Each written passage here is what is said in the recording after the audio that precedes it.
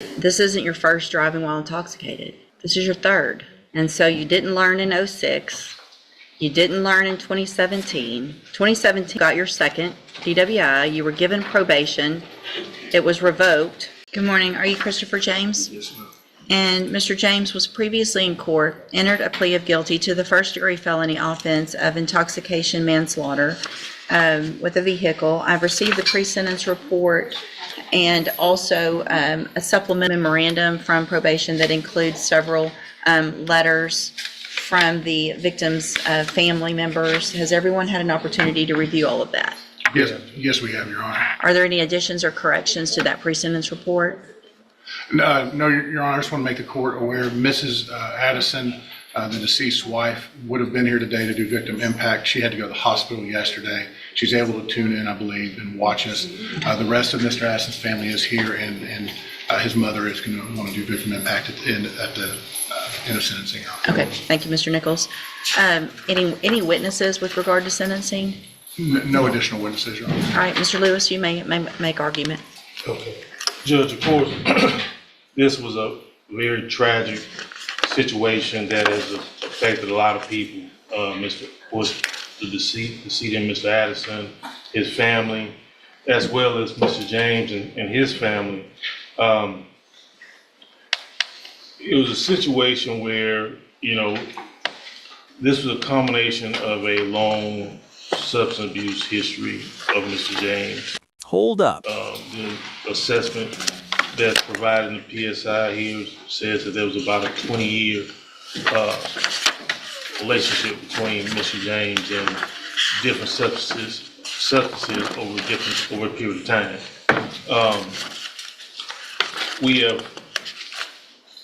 The one thing I can say is that once Mr. James went through this situation with this accident, he has been doing everything he can to try to better himself.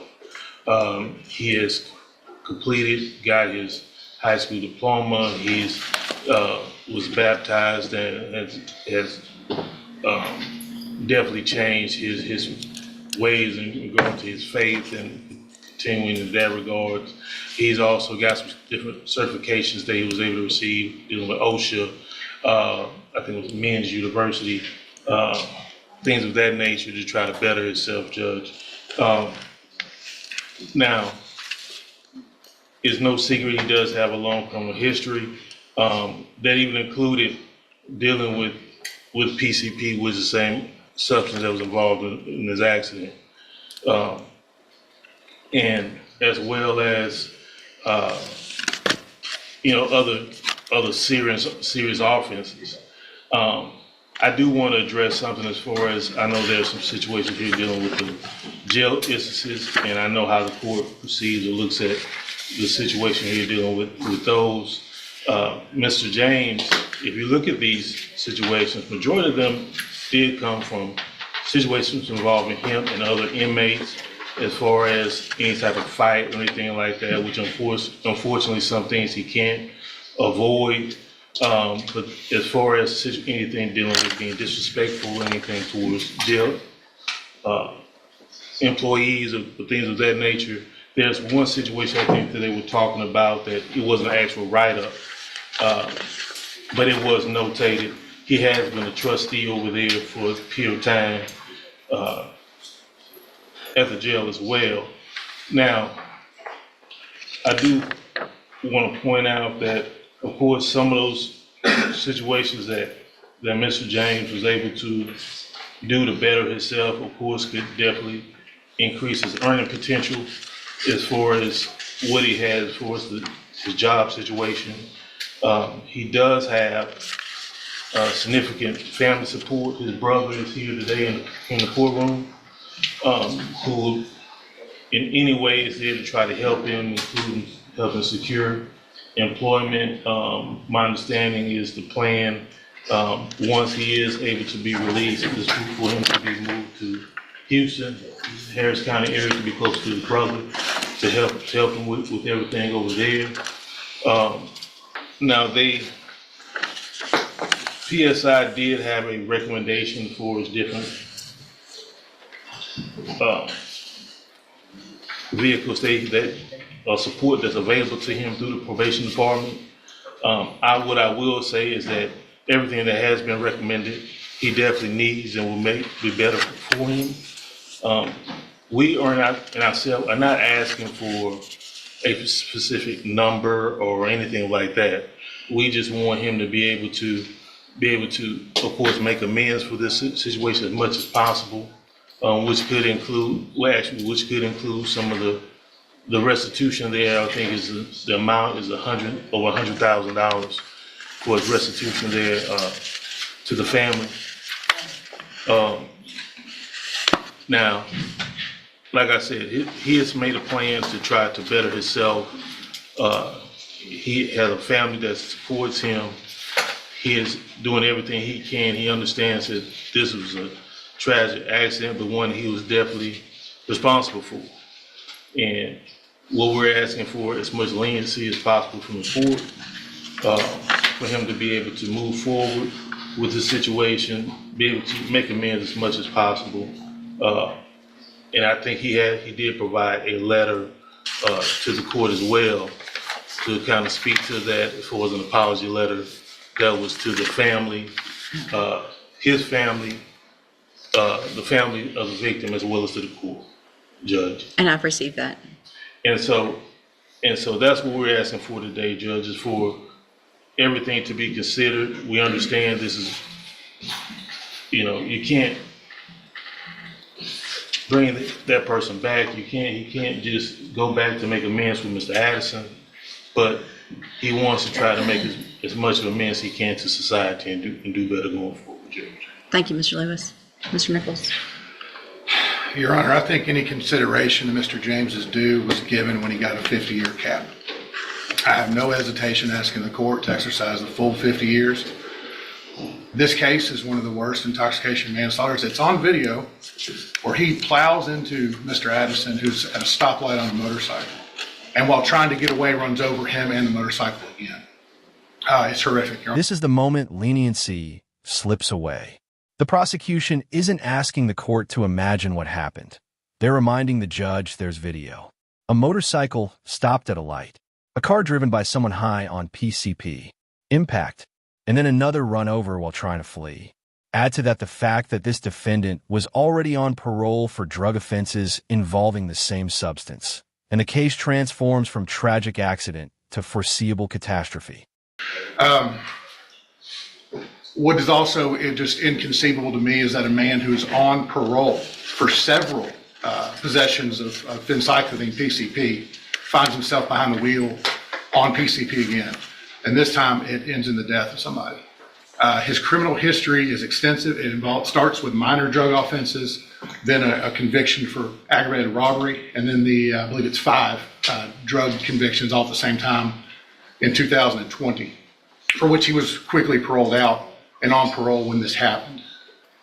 The fact that he gets to make plans in his mind for a day he's set free, I find rather offensive, and I think the Addison family finds offensive. They lost a son, a brother, a husband. There's nothing we can do in this courtroom makes that better. And sometimes the justice system is a poor substitute for what people lost. I think the best we can do at this point is this man spend 50 years in prison where he cannot hurt anybody else due to his own selfish decisions and continued use of substances. It's in the pre-sentence report. He minimizes his own addiction, his own dependency. He even claimed he did not know how he could have gotten PCP in his system the day this happened, that maybe he touched a bottle and it transferred through his skin, and I find that reprehensible, Your Honor. And that's why I'm asking the court for that full 50 years. All right, thank you. So, Mr. James, a couple of things that Mr. Nichols didn't say that I think are also extremely important is this isn't your first driving while intoxicated. This is your third. And so you didn't learn in 06. You didn't learn in 2017. 2017 got your second DWI. You were given probation. It was revoked.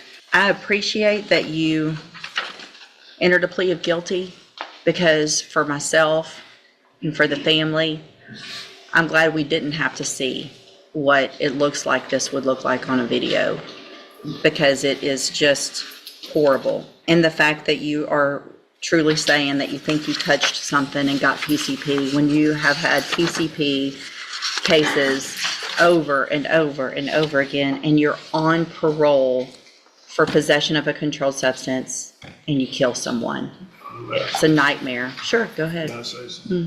You know, that night that accident happened, I've been clean the entire time I was on parole. Okay, I stopped off at a friend's house and gave him some advice about what he was doing. And during that time, I did contact a bottle of his. You know, I was not high at that time at all. It was in your system. Yes, ma'am. And you know how I fight.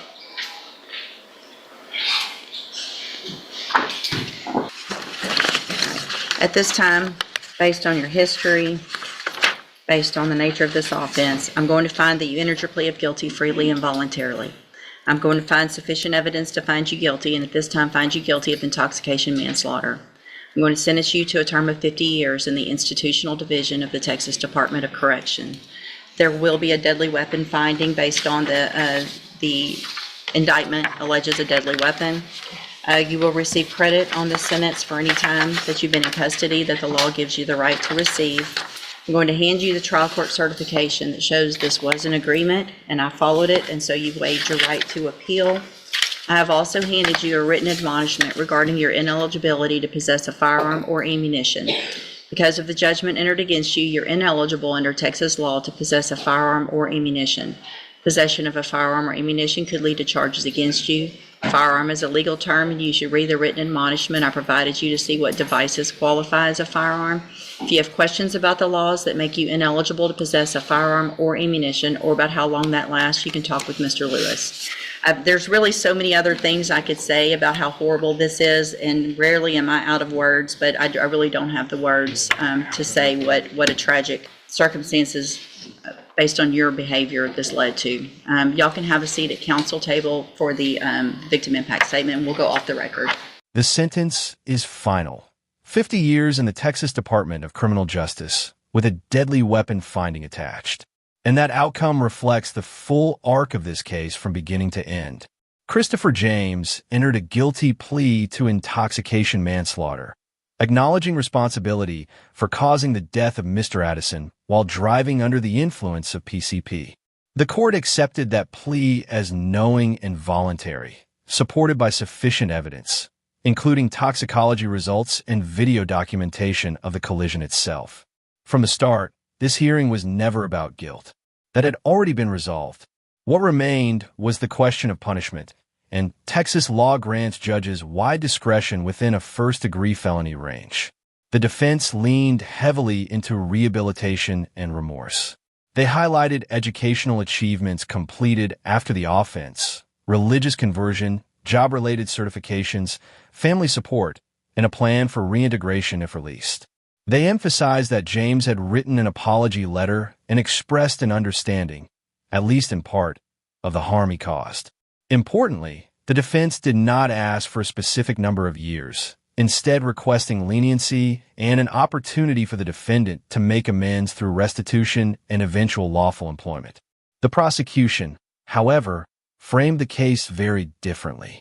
They focused on pattern rather than progress. This was not James's first encounter with impaired driving. It was his third DWI.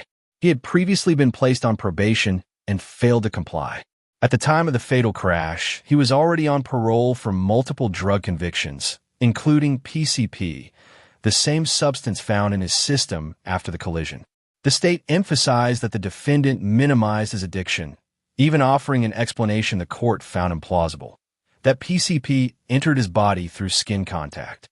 In imposing the maximum sentence, the court signaled that repeat conduct carries consequences that compound over time.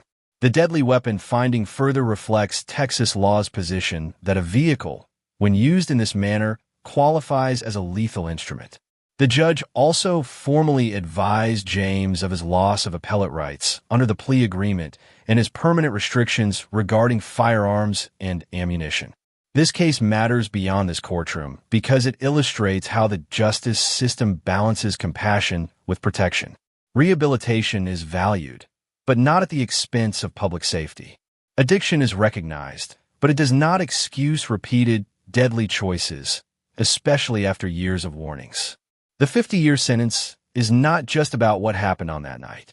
It is about everything that led up to it, and the court's determination that the risk of future harm was too great to ignore. If you're following cases like this and want clear, factual breakdowns of how courtroom decisions are made and why they matter, make sure to like this video, subscribe to the channel, and share your thoughts in the comments below.